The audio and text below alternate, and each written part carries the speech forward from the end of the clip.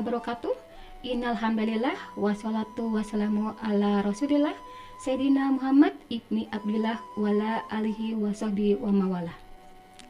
Puji syukur kita panjatkan kehadirat Allah SWT yang masih memberikan kesempatan bagi kita untuk kembali merasakan keindahan dan kenikmatan bulan Ramadan di tahun ini.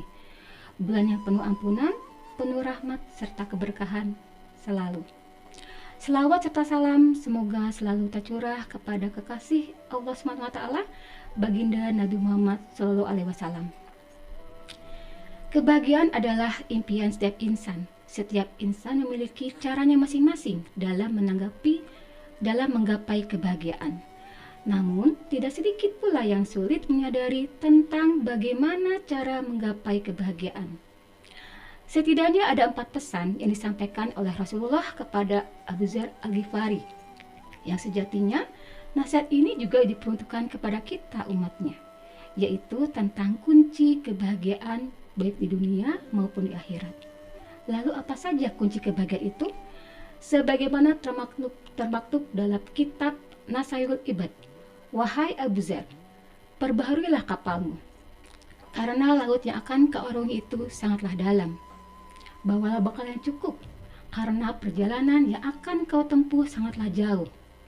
Ringankanlah bebanmu, Abu Dzar, ringankan beban yang kau bawa, karena jalan yang kau lalui sangatlah sulit. Dan ikhlaskanlah setiap pekerjaanmu, karena Allah Maha Melihat. Sahabat Inharians, dalam hadis ini setidaknya ada 4 pesan yang disampaikan oleh Rasulullah kepada Abu Dzar Al-Ghifari yang bisa kita ambil, yaitu tentang kunci kebahagiaan baik di dunia maupun di akhirat. Lalu apa saja kunci kebahagiaan itu? Bagaimana mencari kebahagiaan dalam hidup? Apa kunci kebahagiaan menurut Islam? Pertama, perbaharuilah kapalmu, karena laut yang akan kau arungi sangatlah dalam. Yang dimaksud dengan perbaharuilah kapalmu di sini adalah kita harus selalu memperbaharui niat kita, karena kunci dari setiap perbuatan yang kita lakukan adalah niat. Niat adalah pekerjaan hati, yang artinya segala sesuatu yang kita lakukan cukup hanya kita dan Allah saja yang tahu, tanpa kita harus membarkan kepada orang lain. Dalam kitab Ta'limut Ta'lim tertulis bahwa berapa banyak orang yang melakukan amalan, tampaknya amalan dunia, akan tetapi dengan baiknya niat, maka amalan itu berubah menjadi amalan akhirat. Dan berapa banyak juga orang yang melakukan amalan akhirat, akan tetapi berubah menjadi amalan dunia karena buruknya niat. Oleh sebab itu, kita harus selalu merefresh ulang niat kita, agar selalu terjaga dari penyakit-penyakit yang bisa merusak amal soleh yang kita lakukan, seperti riya, sum'ah, ujub, dan lain-lain. 2. Bawalah bekal yang cukup, karena perjalanan yang engkau tempuh sangatlah jauh. Kita hidup di dunia hanyalah persinggahan sementara sebelum melanjutkan perjalanan menuju ke tempat tujuan yang sebenarnya, yaitu akhirat. Dan biasanya seseorang kalau mampir di suatu tempat dalam perjalanan, ia takkan lama dan pastinya mempersiapkan bekal demi melanjutkan perjalanannya. Oleh karena itu, selama kita masih diberi kesempatan oleh Allah untuk menghirup udara segar di dunia ini, maka harus kita manfaatkan dengan semaksimal mungkin untuk mencari bekal sebanyak-banyaknya. Dan bekal yang paling baik adalah takwa, sebagaimana firman Allah dalam surat Al-Baqarah ayat 197, dan berbekallah, dan sebaik-baiknya bekal adalah takwa, dan bertakwalah kepadaku, wahai orang-orang yang berakal. Jadi, berlomba-lombalah mempersiapkan amal terbaik kita selama nikmat hidup masih kita miliki. Bukanlah popularitas, bukan jabatan, bukan harta, dan semacamnya.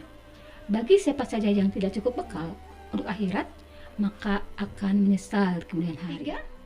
Ringankan beban yang kau bawa, karena jalan yang kau lalui sangatlah sulit.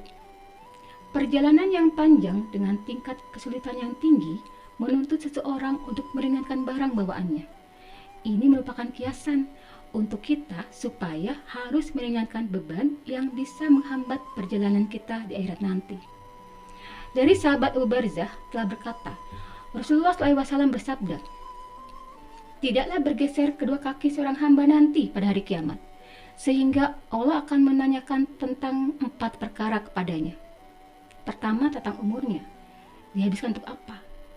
Kedua, tentang ilmunya, diamalkan atau tidak. Ketiga, tentang hartanya, dari mana dia peroleh dan kemana dia dihabiskan.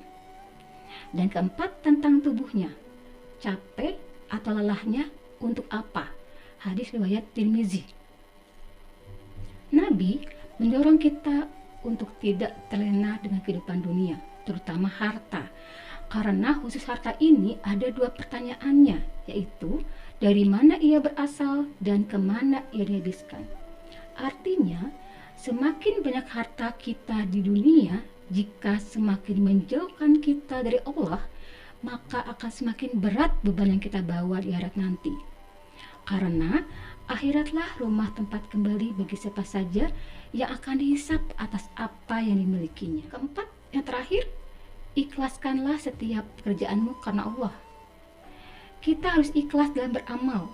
Setiap amal baik yang kita lakukan harus benar-benar hanya untuk mencari ridho Allah SWT.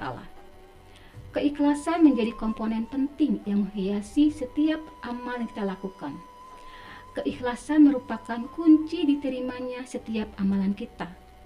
Dengan ikhlas, kita dapat mengukur bagaimana amalan kita memiliki nilai di hadapan Allah SWT. Demikianlah kultum yang dapat saya sampaikan. Semoga memberikan manfaat untuk kita semua. Semoga kita dapat mencapai 4 kunci kebahagiaan hidup di dunia dan akhirat seperti yang Rasulullah pesankan kepada Abu Dzar Al-Ghifari.